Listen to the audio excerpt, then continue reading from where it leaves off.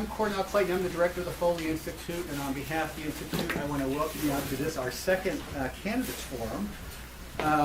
We have with us today two candidates for the 9th Legislative District here in the state. They are the challengers running against the incumbents. We've also invited the incumbents to come at a time of their choice, and so we hope they will at some point. If you can write them and encourage them, we encourage you to do that. I think it's very important, especially for members of the House and Senate in the state legislature who represent this district to come to WSU, the largest employer in their district, and to hear directly from the campus community. So I want to thank our two guests today. I'm going to ask each of them to take just 5 minutes to maybe talk a little bit about why you're running for office and what you think are the important issues. And then we're going to throw it open to Q&A.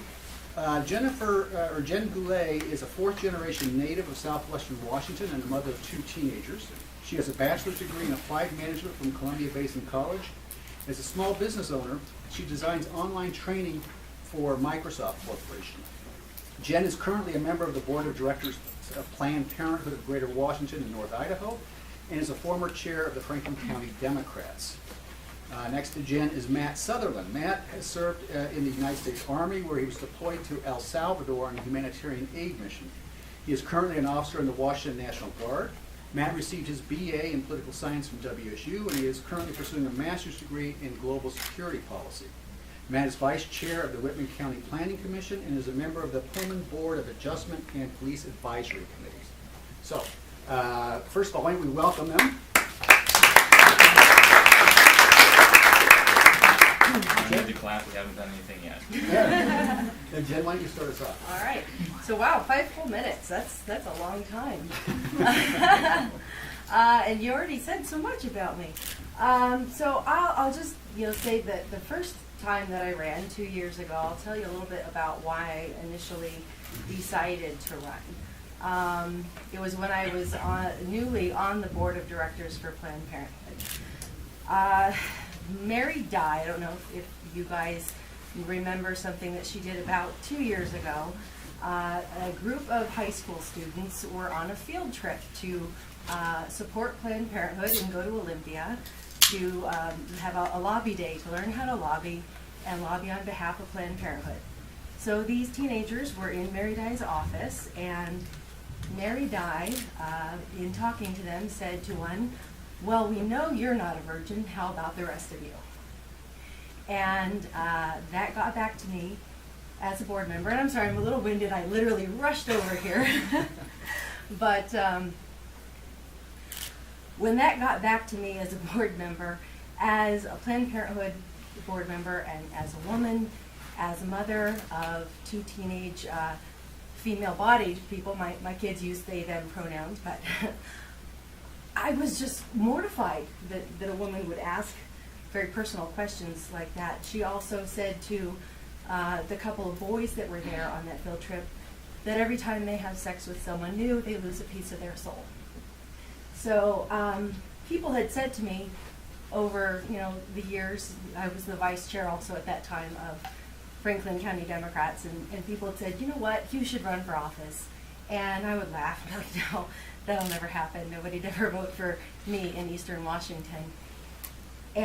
But at that board meeting, when they said what Mary Dye had done, I thought, somebody needs to run against this lady.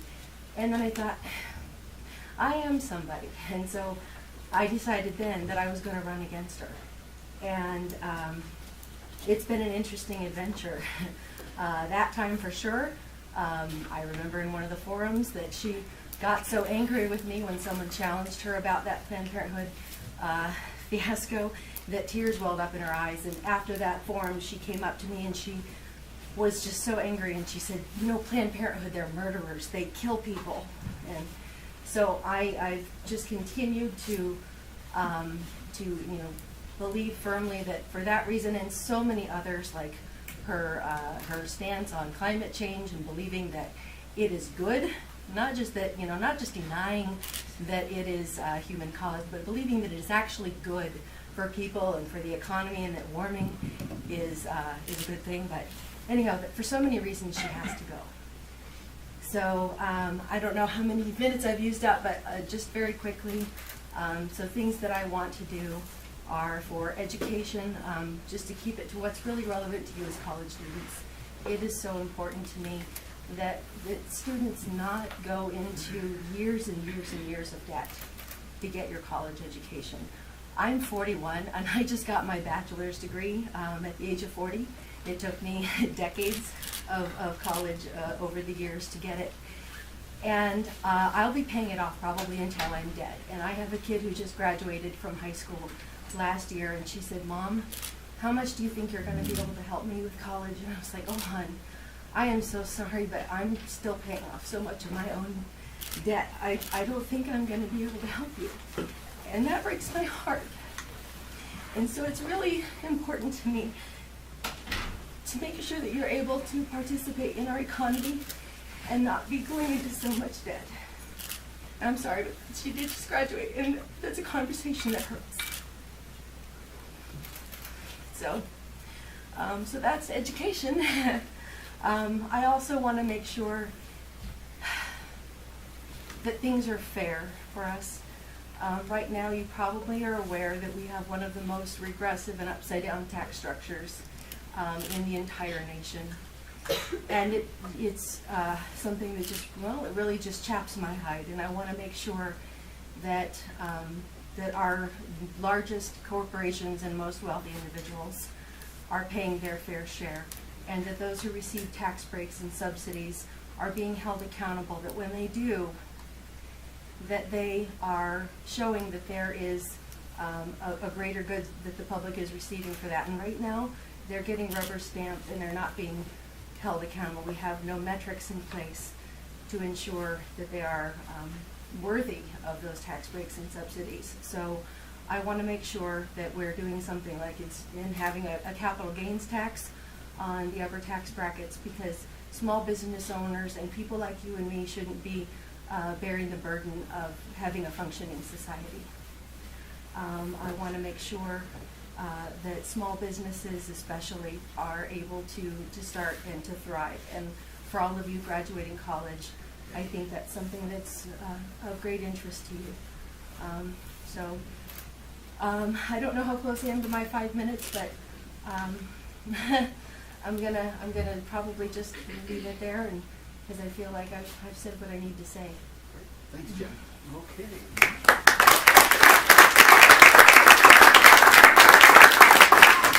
Thank you, Jen, for being emotionally vulnerable. I know that's tough, especially with the audience. It takes a lot of bravery, so thank you for sharing that. My name is Matt Sutherland. I'm running for State House in the 9th Legislative District. I kind of want to address the elephant in the room, or rather the one that isn't. My opponent has refused several invites to community forums over the course of the next few weeks. And I want to make it very clear that I'm here because I care about your needs and what you want in this district. My opponent doesn't want to be accountable to his constituents, which isn't surprising considering he voted to exempt himself from public records requests in the legislature last year. So I wanted to just first off say, I think it's incredibly important that people are showing up to listen to the people that they're going to represent. In addition to that, my opponent has recently accepted a new position as the executive director of CEO to CEO, a group that has worked to bring in fancy breakfasts for folks that only make over $1 million of revenue as CEOs and presidents. It's incredibly accessible to folks like us. And in addition to that, the people that are sponsoring these breakfasts are the same ones that are contributing to his campaign, the healthcare insurance companies that continue to exploit working families in Washington. And I don't know about you, but that sounds like there's some backroom deals going on there that I wouldn't want to be a part of myself. I grew up after a significant tragedy in my life. My mother passed away when I was a kid after she died from brain cancer. Now, that's not tough enough.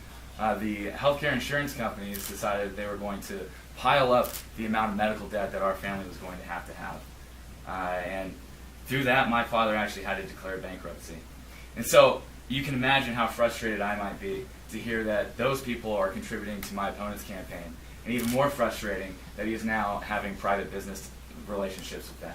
I think we deserve a legislator that's going to represent people in this district, Not the CEOs of pharmaceutical companies, not the CEOs of healthcare insurance companies, but the people in this district that are being exploited by them every single day.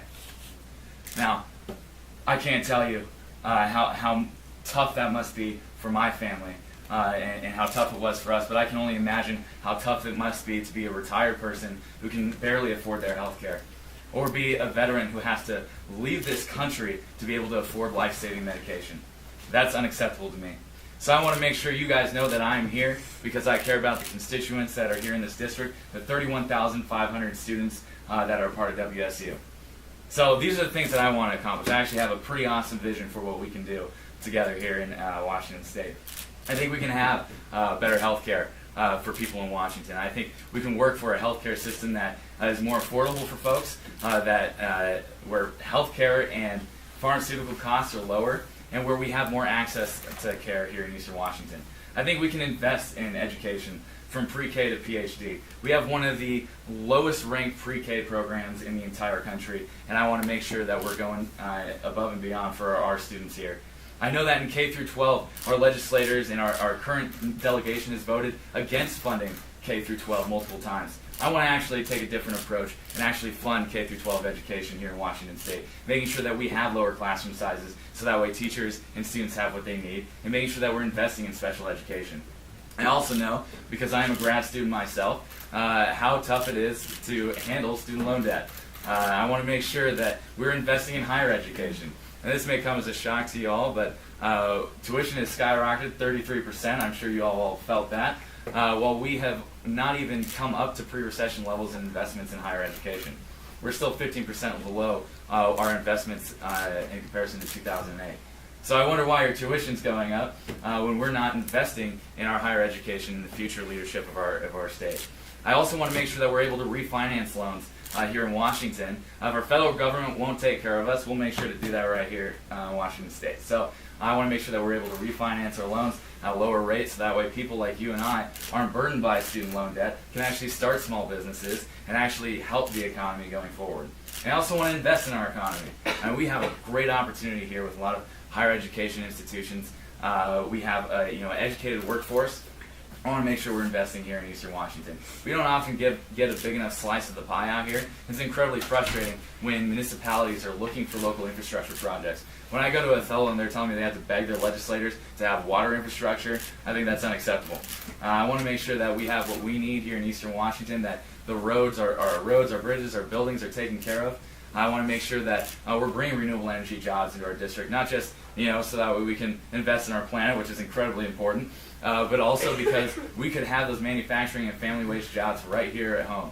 I also want to make sure we're doing downtown revitalization projects, so that way those mom and pop shops locally still get that foot traffic and are still empowered by our local folks. Now, I'm pretty excited about this campaign because we have outraised every Democrat that's ran in the 9th since 1992, which is the year I was born. For y'all that are keeping score at home, I am 25. And we have had more voter contact than anyone else who's ran in this district. We knock as a campaign over 2,500 doors a week through our amazing interns and myself knocking about 300 to 400. We have gone out and made phone calls to tens of thousands of people in this district to get this message out there. And that's what's important, is making sure that we're going around talking to the constituents of this district and finding out what issues matter to them. And that's why I'm actually here. I want to know from y'all what issues you care about and what you want to see your state representatives working at. So thank you all for the invite here, and thank you all for coming here. I really appreciate the time that we're spending together, and I appreciate the opportunity to get to know more of your issues and what you care about. Okay, great.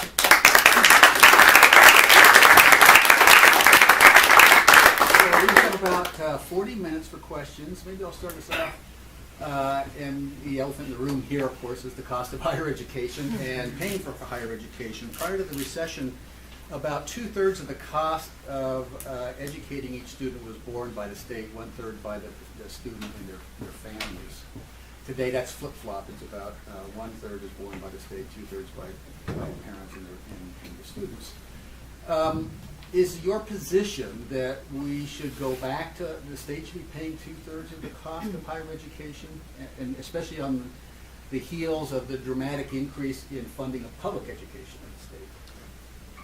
so I'll Are ask you each starting of with me, or? Yeah, why don't we start over there and Okay. I'll ask each of you, yeah. So, this reminds me, because this came up 2 years ago, and Mary Dye, I've got to share what Mary Dye said about this 2 years ago, because it's another thing that I could have mentioned in my 5 minutes, that she said that essentially going into debt to pay for your own tuition builds character. Essentially, she used the words that there's a certain amount of grit and pride in getting your good grades and paying your own way. And I remember just trying to keep a straight face as she said that. And I couldn't disagree more, obviously. I do think that we should go back to having the students or the state paying more of it. I think that it's self-defeating in the long run for students to bear the burden of that. That it would be better for society overall to not be burdening our students with debts, because then you can be more full participants in our economy. As Matt said, you can go out there and be entrepreneurs and start your own businesses. You can have more purchasing power, which is what makes our economy go round. You can buy homes, you can buy cars, you can have more money to go to the movies and buy the shoes and all of those things. And that really is what makes our economy strong. So I think it's very important and in the interest of the state to help with your education. So let me just ask you, do you have a target? What is the appropriate percentage the state should pay? I think that right now we should at least look right away at going back to what we were at before the recession. So 2/3. Yes, I think so. Okay, Matt? Well, I clearly answered a little bit of this question before, but yeah, absolutely. Going back to pre-recession levels of investment in higher education is incredibly critical to the investment in the future population of Washington State. Our budget is a moral document that tells us what our values are as a society. And I value the upcoming generations and the education investments into people. And that's absolutely what I want to do. So to reiterate, making sure that we're going back to pre-recession levels of investment, making sure that we have opportunities to refinance loans at a lower rate, combating predatory lending. Those are the things that are going to be incredibly important to making sure that students here in higher institutions are taken care of. I also, understand, like you're talking about our budget, and making sure that we're taking care of it, and making sure that it's balanced as much as we can, right? Like I said, it's a moral document. Making sure that we're prioritizing the future leaders of Washington State is incredibly important, because you all are going to be the folks that are going to be starting the businesses, leading the businesses, or leading our government and policy here in the next several years. We should probably want to invest in those kind of people, right? That makes sense to me. So yeah, absolutely, making sure that we're prioritizing higher education is incredibly important. Okay, great. So, questions? That was the only question from you? That's it. That's it? I'm sure we have I'm some. a little shook. Yeah, right back there. Where would you get the money to pay for this? What's your name, sir? Tristan. Tristan, well, thank you very much, Tristan. I've actually proposed a couple different things I would like to do to supplement our revenue. Like I said, I do think it's priority-based. So it's not that we don't have the money. It's based on our priorities of Washington State. But I do absolutely have a couple ideas to increase revenue and have consistent revenue to make sure that we have the opportunity to expand programs and look to other programs that can help folks in Washington. One of them is reforming the B&O tax. Right now, it's very high rates, stifling small business owners, and not really evenly applied. There's a lot of exemptions at the top, not very many for the folks that are small business owners right here in Pullman, right? So I want to make sure we're lowering the rates, making it more evenly applied. We would actually increase revenue for the state and decrease the burden for small business owners here in Washington. I also want to have a 7.5% excise tax on capital gains. It would only affect the top 1.5% of income earners in Washington, and would work to work on our regressive tax code. Right now we're talking about taxes on beverages or taxes on energy, right? I want to make sure we're going in a different direction and making sure that our tax code is not burdensome to working families. I have to pay these dang taxes too. I feel it at the gas pump every time I go, and I travel a lot because this district is the second largest one in the state. So I feel it every single time I go to the gas pump, and my campaign manager tells me I have to travel to Pasco. So I want to make sure that folks like me and you are able to actually afford to be able to live. So I want to make sure that we're finding sustainable avenues of revenue while not putting the burden on working families. Does that answer your question, Kristen? Sure. Jen, did you want to add? Yeah, I actually have something a little extra to add, but B&O, good call, because that's something I agree with, and of course the capital gains. And by the way, B&O is business and occupation yep. tax. So just And in closing tax loopholes, capital gains, agree on all that. I have one extra. I've talked to some legislators, and a couple of them told me that they were disappointed in how much revenue the cannabis taxes bring in. They had really thought that they were going to be getting more. And I used to do some work in the industry, and I'm friends with people in the industry. And in conversations with them, I came to realize that the reason that the revenue is disappointing to the legislators is because the taxes are too high. And I don't know how many of you go out and buy it, but the taxes are really high. And so what we have still is a thriving black market because, if it's so expensive to go get it in a retail store, a lot of people are just going to go still get it from their friend or whoever on the corner. So, of course, your revenue isn't going to be as high as the legislators would like it. So I suggested to my legislator friend, I said, well, you should look at bringing down the taxes, and that's going to have a dual benefit of increasing revenue when people finally decide, okay, now I can go get the good quality stuff at the store because it's more affordable now, but you'll also get rid of more of the black market, which, by the way, I was in a radio interview with Mary Dye down in Pasco earlier this week, and I thought it was really interesting that she was complaining about the black market and saying that she wants to take money from the cannabis revenue and give it to increase law enforcement, which to me that takes even more of the cannabis revenue away, increases law enforcement, which we know from the war on drugs is fighting a losing battle. So what we need to do, and I know I'm kind of veering off topic here, but it is to reduce the taxes, and like I say, it will have the dual benefit of cutting out the black market and giving our state more revenue, and that is one more way we can pay for it. Okay. Yeah, right. I have two questions, if that's okay. My first one is, what will decide how much, like, when you guys go into Congress, how much will decide how much money you get from, like, the state? Because, like, for FAFSA, for example, I get $2,000. That's how much I got. My foster brother got $30,000. Because what it doesn't, because it assumes because of how much my parents make that they're going to support me, but what they don't see is my grandma's taken out 4 mortgages on the house, and she's paying for 3 cars. And my dad, although he went to school, he got paid for by his GI Bill, and so they're assuming I'm going to get a bunch of money from my parents, but the truth is my parents are still in debt, and they still have their own things to pay for, so they can't pay for it. So what will decide how much money I get from the state? And that's something that has infuriated me since I first graduated high school. And I don't know, maybe there's something the state can do, but that's a federal thing, the FAFSA. I know in my case, my parents actually weren't willing to help me when I graduated from high school because we had had a falling out. And so I wasn't even able to start college until years later. It's one of the reasons I didn't graduate until I was 40. Because I basically had a choice of, well, I can either have a kid or get married or join the military or those things that, trigger you being able to, not rely on your parents' income. And my kids are in the same boat where they're going to look at my income and they'll say, oh, well, you make so much, you should be able to contribute this, but not consider all of these other factors. So I guess I would just say that once in the legislature, that would be something I'd have to look at. Is I don't know how the rules work with the federal government piece of that, and how the state might be able to fill the gap. But I can just say I absolutely feel that pain, and it has infuriated me since 1995 when I first figured that out. Let me just say, where the state has a larger role is in how much it supports higher education, and thus how much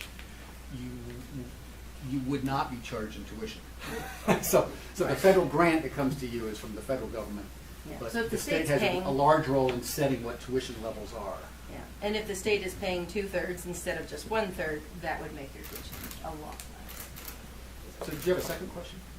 Yes, so I am under my parents' insurance until I'm either out of school or the age of like 25.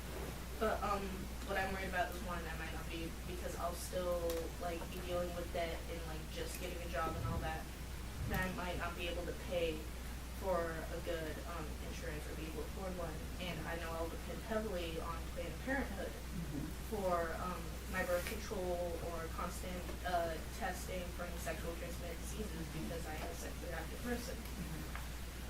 But I'm also very concerned because I know people in the legislative and executive want to start a Department of Reproduction Rights, and I'm concerned that a whole bunch of males will be controlling my reproductive rights, and I'm not okay with that. Neither am I.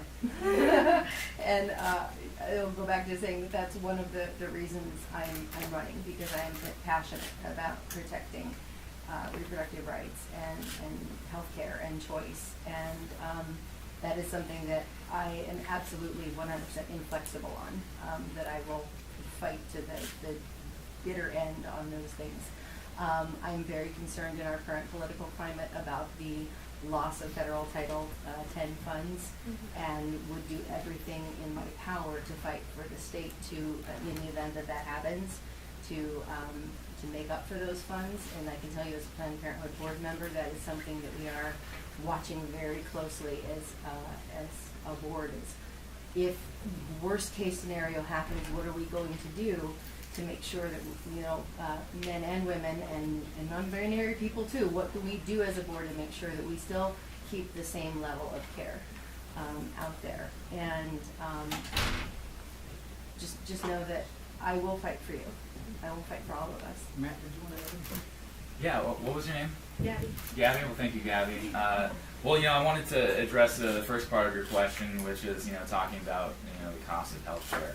I want to make sure that is the number one priority of the legislature coming into the next session. What I want is health care for all in Washington State, making sure that we have a publicly funded, privately delivered health care system that addresses the fact that health care insurance companies and pharmaceutical companies are absolutely taking advantage of vulnerable populations while they're sick, while they're elderly, or while they're in difficult financial situations, making sure that you are concerned about one day having to pay the astronomical costs of health care. And right now, not only are you going to be paying the cost of health care, but you also have a premium and a deductible and a copay when you go to the doctor's office. So you're paying already, and then when you go to the doctors, you have to pay more. And so this has turned into such a fiasco that people have stopped going to the doctor to actually get critical care that they need because they put it off, right? I know I have not gone to the doctor several times because I just don't want to pay for it. And that's not how we should be treating people in Washington State. So making sure that our state is intervening and cutting healthcare insurance companies out of the picture, who are not only burdening hospitals, but they're burdening private practice facilities as well, because they raise astronomical costs for the doctors who now have to deal with a litany of paperwork and have to negotiate drug prices or negotiate coverage with people who are constantly denying care for things that are important, like mental health care, right? It's constantly denied by healthcare insurance companies because they don't see it as something that they need to invest in. And let's talk about a little bit about how it's helped perpetuate the opioid crisis. Well, when the healthcare insurance company says that they're only going to cover prescription drugs for someone, well, that's the only option that the doctors have. And I don't know about you, but I like to see, you know, my doctors making decisions for me, not a healthcare insurance company and some guy on the other side of the phone who doesn't have an 8-year degree in medicine determining what I have to do in order to get better. I prefer my doctor to be, figuring that out. So right now, the most important thing the legislature can address is the healthcare crisis in Washington State, making sure that we're actually able to afford to live. Okay, great. Over here. Thank you both for being here. I really, really appreciate it. My name is Noel Best. I'm a graduate student in the experimental psychology program. Trying not to be too long-winded. I'm interested in kind of mass incarceration and reentry. I've been a teacher at Coyote Ridge Prison here. Last year I was very, very fortunate to take part in a panel in the Foley event with a group of formerly incarcerated scholars. And to a T, there were lawyers on the panel, there were PhDs on the panel, and to a T, each one of these formerly incarcerated individuals said that education is absolutely the key to really transforming their lives. And Mary Dye was actually in the audience that day, and I met up with her afterwards and asked her a couple of questions. The only thing that she got out of this particular presentation was that someone had mentioned that there was bad food in prisons, and she wanted to address food when she went back to the legislature. And it was just really kind of to me, how out of touch she was kind of with this, with the presentation and what was kind of being talked about. And I know that, you know, the struggle for people exiting prison is real. So my question is, and you can go a couple of different directions, what would you do specifically to help colleges recruit formerly incarcerated individuals? And what would you do, I can speak from experience, when I moved here as a PhD candidate in 2014, I could not find shelter. I could not find an apartment that would accept me because I had been in prison before. And so what would you do to address the college issue, higher education, housing, or jobs? And you can kind of touch on any of those. That's a dense one to unpack. I will say I do sympathize with the bad food problem. They say that the only food worse than prison is the ones in the Army. And so I kind of understand a little bit why someone might be frustrated with that. So I've actually supported Ban the Box and completely endorsed that kind of initiative to reduce the discrimination that might be imposed on folks that are trying to better their lives. We want to move to a system that works on recidivism, works on our recidivism rates, and works towards reentry and re-education and making sure that people are bettering their lives and encourage that. We don't want to continue to focus on a system of vengeance after they've already paid their debt to society, as we call it, right?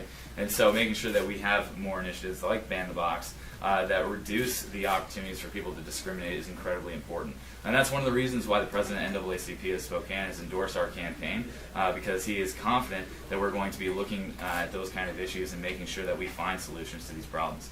Now, one of the things that you were talking about was also education. I want to make sure that folks have the opportunity while incarcerated and after incarceration to pursue higher education. Like you said, it is one of those things that really ends up helping folks better their lives in the future. And we had a huge national news article about a woman who went to become a lawyer after she was incarcerated. She was here. Yeah, and I think that those kind of stories are amazing. We should encourage those kind of things. And so as a state, we should be looking towards more programs like Ban the Box and trying to make sure that folks have an opportunity for success and the American dream here in Washington. I remember, it might have been at this forum, but at one of the forums a couple of years ago with Mary Dye, someone asked about whether she would support education for inmates, and she was opposed to it, and I was for it. And so I stand by that. I think that we should be getting them the opportunity to get education while they're in there and after as well. And like Matt said, there's nothing you've said that I disagree with. More programs like Ban the Box, which I support, that allows for easier getting housing. And instead of just when they're released saying, here's your clothes and a bus ticket, good luck, make sure that they have the resources needed to get on their feet, get jobs, get housing, and do everything we can to reduce recidivism and get them just back out there and starting a normal life again. As far as college recruiting, just whatever the colleges need to do that. I don't know the inner workings of a college and what that might look like, but whatever it is, I support it. Okay. Yeah, over here. So in terms of healthcare, you were talking about public funding for private care, right? Mm-hmm. My question was, do you have a means, a plan in place to control costs at all? Because the only problem that I could see with something like that is them consistently raising costs because they know that there's a guaranteed buyer at the end of it. Yeah, so what was your name one more time? Brent? Well, thank you, Brent. So what I've talked about a lot is a publicly funded, privately delivered healthcare system. So one of the problems is, the costs of care are sort of, floaty, not really targeted in. You can't just pick something from a list and you go, that's going to cost this at every single hospital, every single time, every single place. This is what the cost of care is.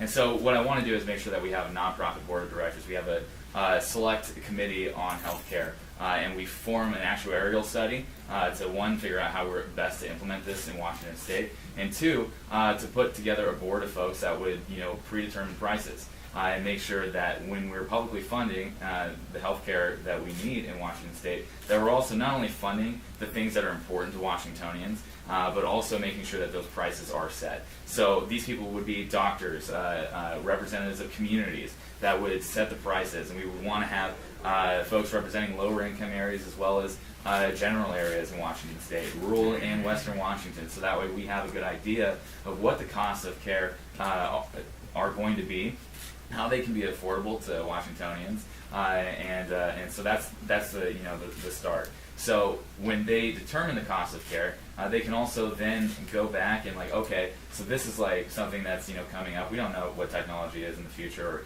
what types of prescriptions we might need in the future, right? So this board would be flexible to be able to bring in more care to Washingtonians if we need to adjust as a state.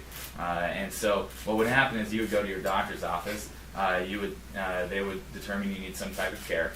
They would provide the care, and the public trust that we would form as a state would then pay the private practice or the hospital for the care at the prescribed rate. This eliminates any sort of vagueness or anything like that for the hospitals and the providers. They know that they're going to get reimbursed for X amount of care. We won't see hospitals on the verge of bankruptcy anymore. We won't see rural hospitals going out because people just aren't going to give them the reimbursements they need for vital services that they need to provide to citizens. So that's how we're going to control the costs. We want to put that power in the hands of people. Right now, that power is in the hands of healthcare insurance companies who are going to skyrocket rates because they can, because they get a bigger paycheck off the backs of you and me. So instead of that, I want to be in charge of it. I want to determine what the rates are that my family has to pay because, if they're really high, my family's going to tell me, right? And you guys are going to tell me. And that's why we need to change the system, because it's no longer accountable to you and me. It's no longer accountable to constituents. The only ones that they're accountable to are the CEOs of pharma and the CEOs of healthcare insurance companies. Sounds great. Jen, do you have anything you want to add? I'll just add a little to it. For one, that all sounds great, and I'm all for the publicly funded and privately delivered. I'll just add that the economy of scale, I'll use Planned Parenthood as an example. Planned Parenthood, if you go there and you want birth control, they're able to provide it because they buy it in huge bulk. So they're able to provide it very cheaply or usually free. Because they're buying it in just massive quantities. And so if you do that with, if you're eliminating all of the different healthcare companies that are not getting it in as big a scale, I feel like I'm explaining this very poorly, but basically you're cutting out all of the multiple middlemen, and it just brings down the costs. And you're also eliminating all of that bureaucracy in the middle of having multiple healthcare companies, and like you were saying earlier, all of the billing and the back and forth stuff that goes on in the administration, you're eliminating all of that, and that will bring down costs dramatically. Okay. So I have a question for you. Oh, we have. We have one over here. Okay, over here. And she raised her hand before you said I did. Oh, I missed you. Sorry. Sorry. I was going to ask, do you support Initiative 1639, and will you personally be voting for it? It's the referendum that's going to be on the ballot this coming year concerning firearm safety, waiting period, enhanced background checks, increasing age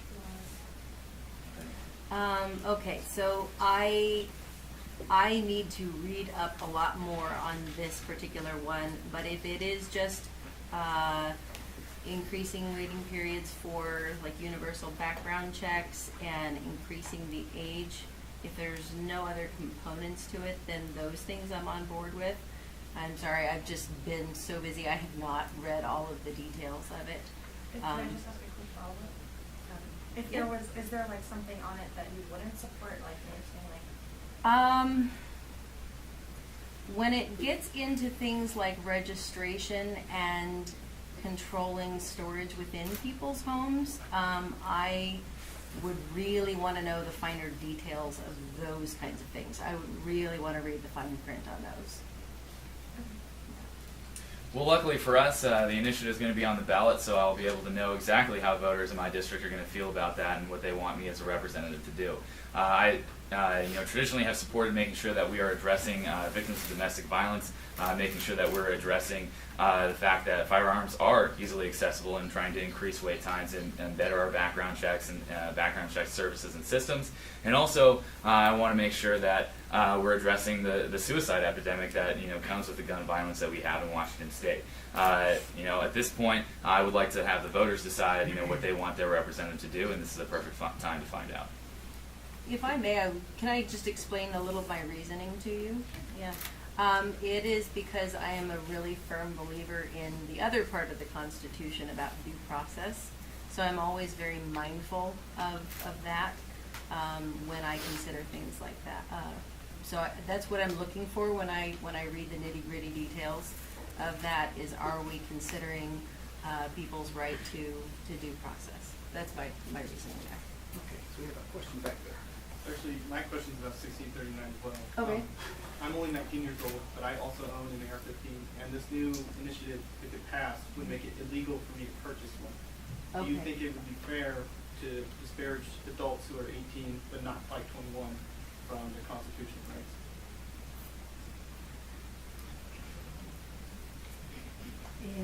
Yeah.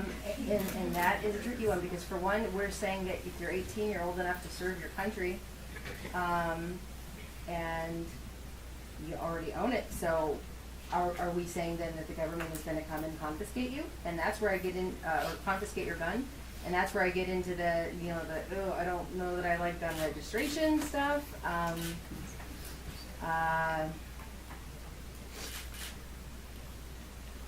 Boy, I really dislike the gun topic because there are so many gray areas for me personally. One thing that I do like to see is, and this would make me feel better on this, is if we could have mandatory training on safety, maybe for people 18 but not quite 21. Personally, I would like to see training for everyone, but for and I don't know if something like that is in that bill, but Yes, I believe so. is it? It's training to purchase but not to possess, training to purchase but not to possess. which means Okay. you only have to have training within the most 5 years to purchase the rifle, but you don't Okay. need it. So since you already own one, would you basically be grandfathered? Maybe? Essentially, it's kind of a gray area because the law doesn't necessarily cover private ownership. If it's a gray area, I would want to see the legislature clarify that. I think it just deals with purchases. So Okay. if you already own one, you're done. But Okay. but you can't purchase a grade. It sounds like that might be something where the legislature, if this passes, would need to really clarify that so we don't have any gray areas.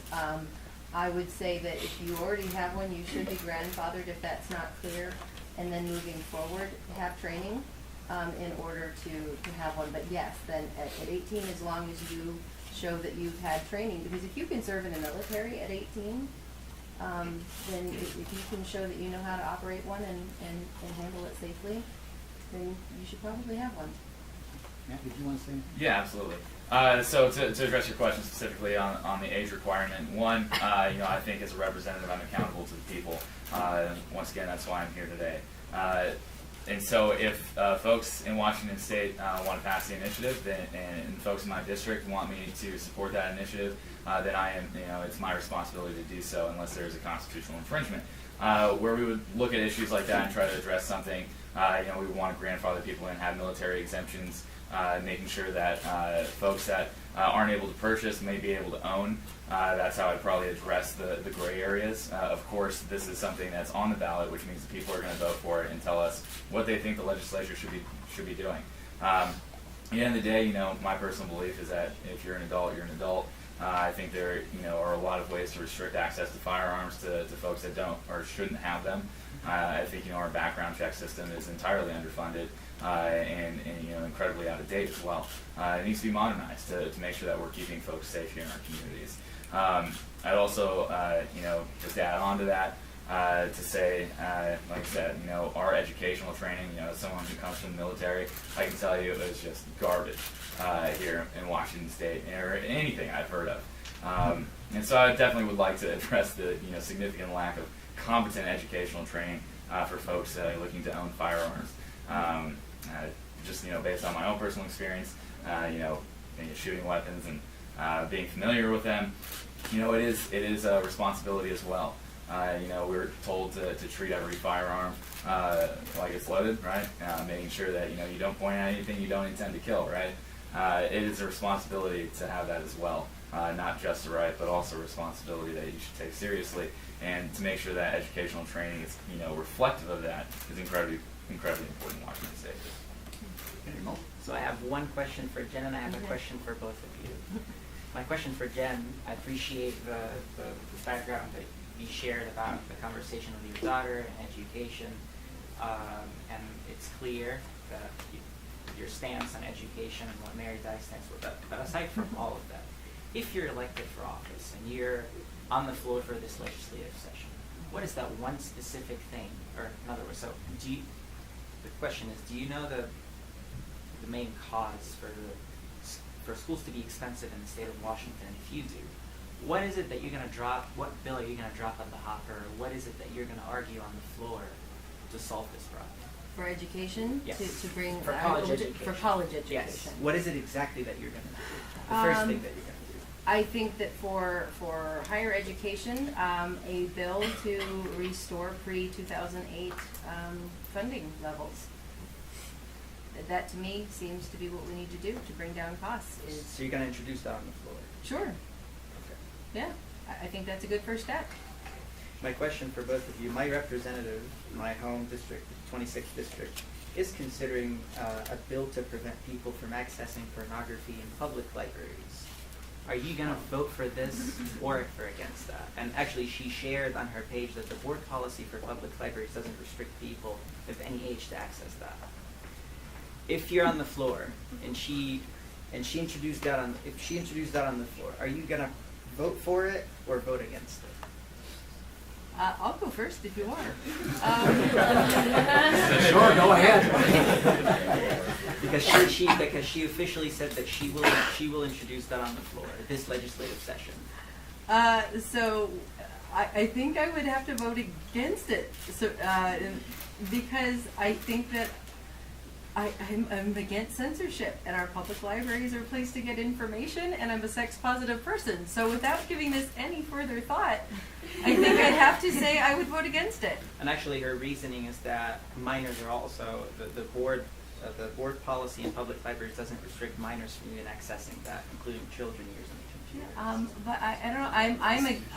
I'm a rather libertarian-leaning progressive, so I'm also just not in favor of a nanny state. So, and I think that that's a parent's job to do what they want to do for their kids, not the government's job. So I still think I'd have to vote against that one. So you're open for minors to access it or not access it? I don't think that is. I don't think that's a library's responsibility to be policing that. Are you going to have the lady at the library going after the kids and saying, now you can't? Well, she said that she wants to introduce like a software to prevent accessing these websites because it's on both sides. That some children walking around or Google Chrome blocker. something like that. Yeah. But she said she will. So you're saying that you're going to vote against it? Against a bill that would This specific bill. It is specific. Yeah, a bill that would put something on the computers to block minors from accessing it, Okay. or for anyone from accessing it. Anyway. Yeah, I will say that I am a person that is always open to discussion, and my mind can be changed with really good arguments. But The argument is minors seeing it and minors accessing it, Yeah. and minors on accident seeing it too. on accidents. It's both. Yeah.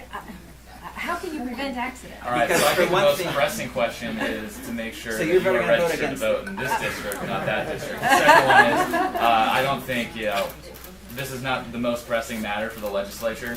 I don't think. I think we need to be addressing healthcare, making sure we're talking about education, making sure we're working on our economy. The short answer for me is maybe the library isn't the place we watch pornography. Making sure that we have our kids that are safe from pornography sounds like a pretty reasonable. How are you thing going to to me. convince your conservative Okay, constituents in this we- area? My conservative constituents are probably not going to want children watching pornography Yes. in the library, Okay. right? Okay. Okay. So I'd like to talk about Let's get healthcare, another question. education, and economics.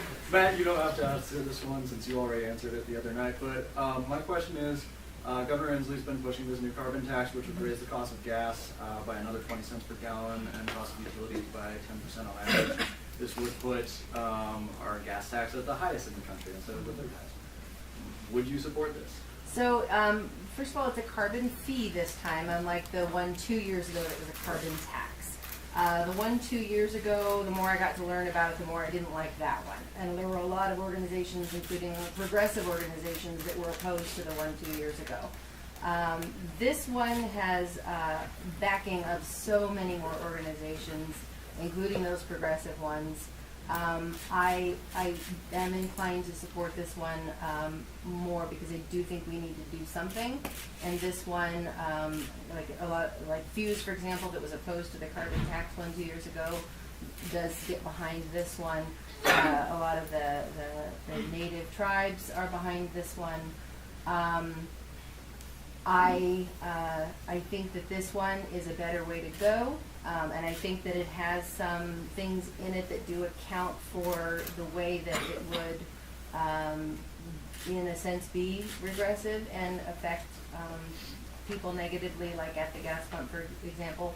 Off the top of my head, I cannot think of them. But because I do think that we need to do something, and because I like Washington's record of leading the way and showing the nation how to move forward, that this is one to get behind. So since most of the people weren't at the other event, I'll answer the question as well. Once again, we have a wonderful opportunity to see how the people of this district feel about a new carbon policy. But in generally, my philosophy is, any policy that puts, another tax on working families is not one I want to support. So if this is going to burden working families, and if I'm going to fill it at the gas pump anymore, I don't think I'm going to be able to afford to go to the gas pump anymore. And that's where a lot of working families are. So if we want a positive, environment, if we want to make sure we're investing in our environment in combating climate change, which I think is real, by the way, in contrast to my opponent, I think we need to be looking at a Green New Deal in Washington State, where we're investing in our infrastructure, investing in renewable energy, investing in our dams that are providing critical infrastructure for our economies, and working to bring renewable energy jobs into our district and actually lead the way in Washington State and bring the industry that is booming right here at home so people can have good family wage jobs and we can help save the planet at the same time. And I know how important this is because I've talked to a lot of farmers that are concerned about more droughts, lower crop yield. Our firefighters are in dangerous positions because they're having to combat more fires out here. And that's incredibly critical to address in an economy that depends on our agriculture. So I do want to make sure that we're taking care of our climate. I want to make sure that we're addressing that. I think the best way to do so is with a Green New Deal in Washington State. Okay, we can slip in one quick question if there is quick. Yeah. Real quickly. So you mentioned that you're a strong supporter of due process. So my question is, what are your thoughts about extreme risk protection orders when it comes to seizing firearms? So in a lot of cases, you have acquaintances or friends or family who can talk to the police, talk to a judge, and get firearms removed from somebody's house without the person who owns the firearms representing themselves in court. And then that happens after the fact. So I just want to get your thoughts on those things. And that's another one where I really want to make sure that we are following due process. And that's where with like mental health, for example, I have concerns about people losing their rights just because they seek help. I don't want to have people deterred from seeking help because they have a fear of losing their rights. So I think we have to be extremely careful with those extreme risk order protections that we're following due process. So I'm not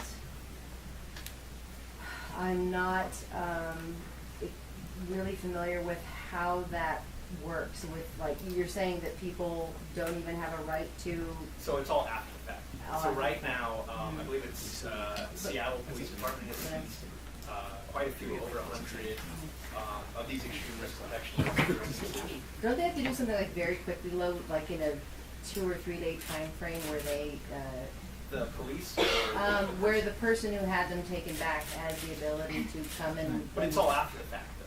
So, in my own opinion, it doesn't matter if it's 2 days after, a month after. You're still having a judgment against you without the ability. So I happen to know what these orders are, and let me address your question here. Less than 1%, it's like less than 1% of people that, or less than 1% of the protection orders that are submitted actually end up getting approved. And they're only for the most dire circumstances. If someone is a danger to themselves or a danger to others, this is like an emergency situation that needs to be addressed. And so, I also believe in the right to life, and I believe in the right to life of others. And making sure that we're able to address those extreme circumstances is incredibly important for our state. Now, they do have a process of making sure that that is not infringing upon the rights of others. So, right now, as we've seen, all those are in emergency situations where people are a risk to themselves or others. Before we get out of here, I've got to cut this off because we're out of time. But I'm sure these guys are going to hang around after, and you can talk to them. Before I ask you in joining me and thanking them, though, let me remind you we have 2 events next week. We have Ken Schultz here on Tuesday at noon. He's an international affairs professor at Stanford. He'll be talking about Trump's foreign policy. And then on Thursday next week, we have Kurt Anderson, who's a former New York Times, Time Magazine columnist, who's written a fabulous book called Fantasyland, How America Went Haywire. I encourage you to come in. That's at 4:30 Thursday over in the Cub Junior Ballroom. Now, let me thank all of you for coming out, and join me now in thanking our 2 candidates.